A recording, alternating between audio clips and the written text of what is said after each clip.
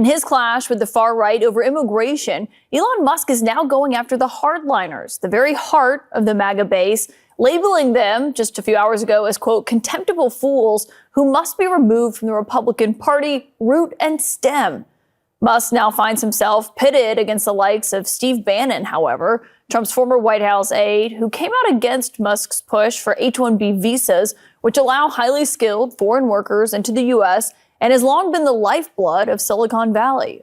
While the MAGA infighting continues over whether or not any immigrants are good for this country, the Democrats continue to do their jobs. The California Democratic Governor Gavin Newsom has a plan in which to protect the undocumented immigrants in his state, according to new reporting. Let's break down this plan. My name is Dina Doll with the MeidasTouch Network. The impacts of mass deportation on the cost of food in this state, in this nation, are off the charts. This is serious business. When you look at farm workers, the last estimate, roughly half are undocumented. Close to 90% have been in the state for years and years and years. They're not going back and forth. No state more impacted. Construction industry. Nationwide, we estimate 13% of the folks out there are undocumented. We know in states like California, it's significantly higher. The impact to housing costs.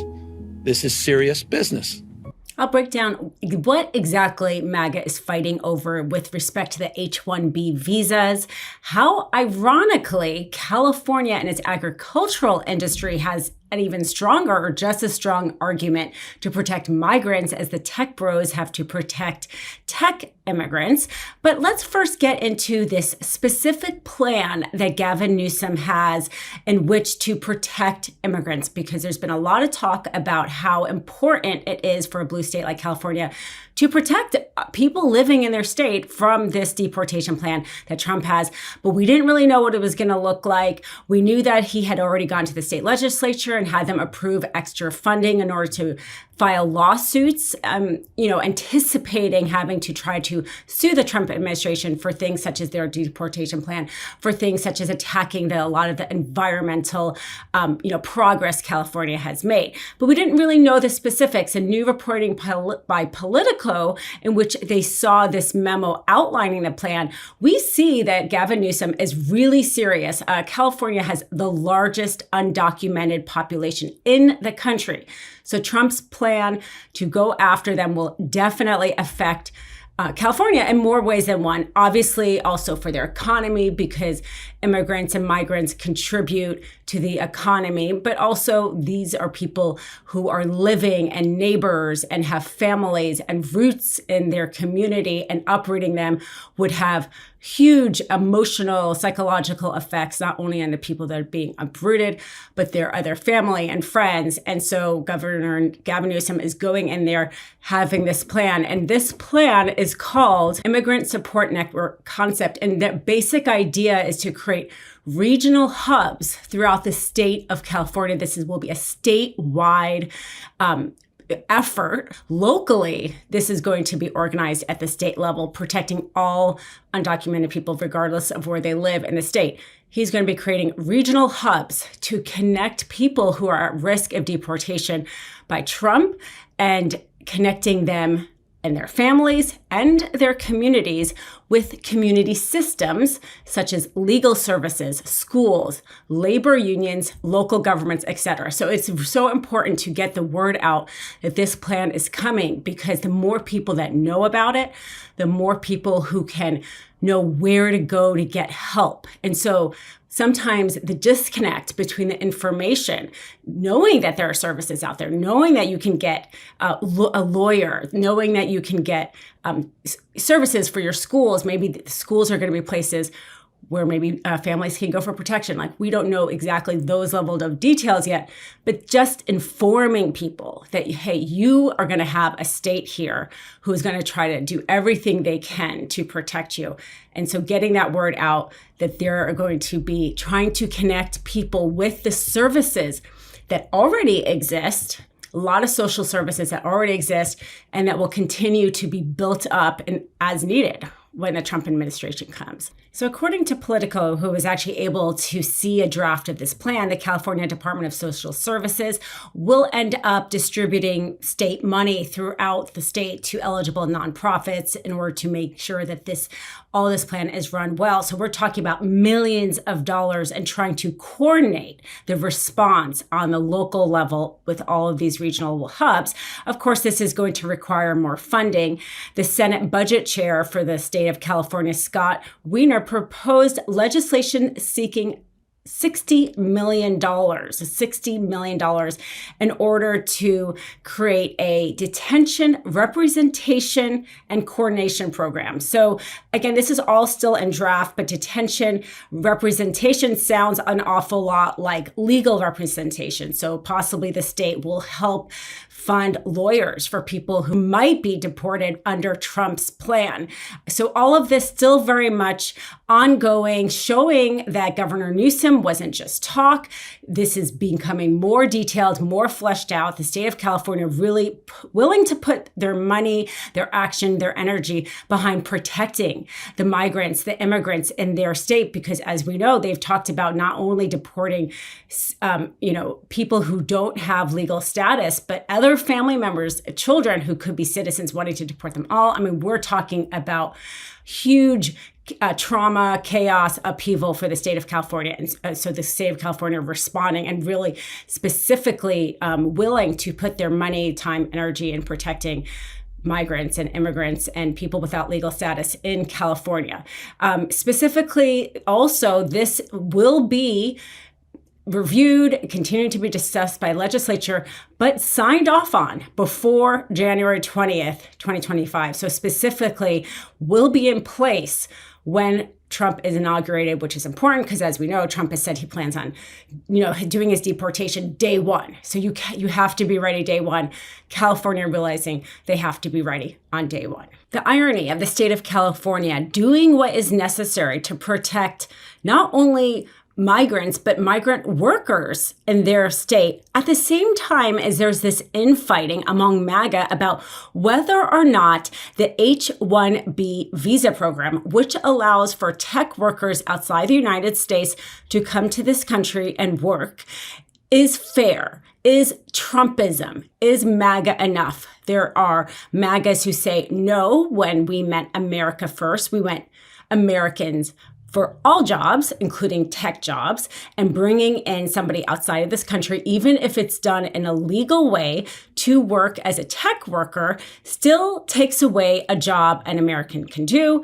Then often the company can pay a lower wage, and that suppresses wages for everybody.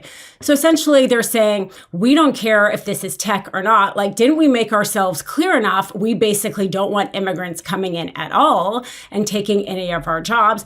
They're the reason why we don't have a living wage, not the corporations who are choosing not to pay a living wage, but it's the immigrants, right? I mean, that's the difference between Democrats and Republicans. I think everybody realizes that Americans aren't getting paid a living wage, but Democrats realize it's because we have these greedy corporations unwilling to pay their workers a living wage versus Trump wanting to blame it on a foreigner, wanting to blame it on an immigrant.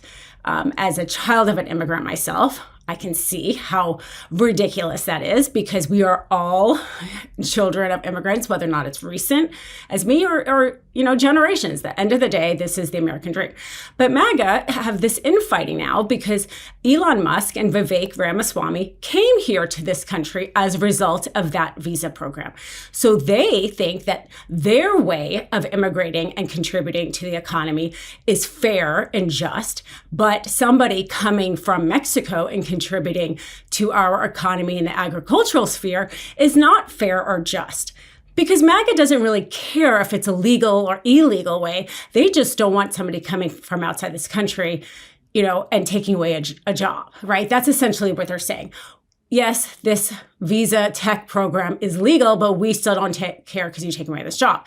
Elon Musk and Vivek Ramaswamy is like, this program is fair because I did it, right? And isn't that also the other, that's like, I think, the classic definition of republicanism, because Democrats can understand something if they don't have that lived experience, but a Republican seems to only understand it if they have that lived experience.